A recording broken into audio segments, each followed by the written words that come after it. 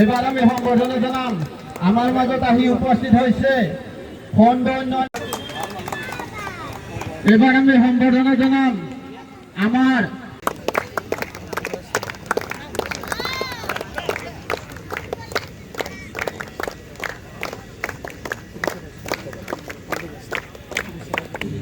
ক্ৰীড়াসুলভ মানসিকতাৰ জৰিয়তে সমাজ আৰু দেশ গঠনত সদায় অৰিহণা যোগাব বুলি আমি সকলো বিশ্বাসী হয়।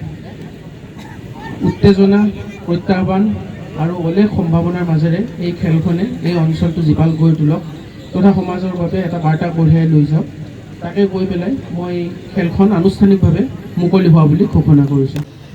বৰক্ষেত্ৰী পশ্চিম নলবাৰী মণ্ডল ভাৰতীয় জনতা পাৰ্টিৰ প্ৰাক্তন সভাপতি মাননীয় শ্ৰীযুত ক্ৰীড়া সংগঠনত আমন্ত্ৰিত প্ৰয়াত আলহাজ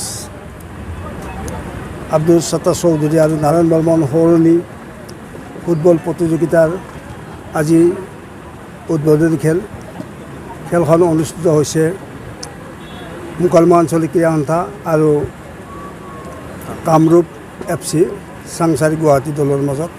আজিৰ এই খেলখন উদ্বোধন কৰিছে নলবাৰী জিলাৰ অতিৰিক্ত আয়ুক্ত মানুহৰ কষ্টব্ৰহী ডাঙৰীয়া আৰু ইয়াত উপস্থিত থাকে আমাৰ পশ্চিম নলবাৰী ব্লকৰ BDO অসীম মজুমদাৰ ডাঙৰীয়া।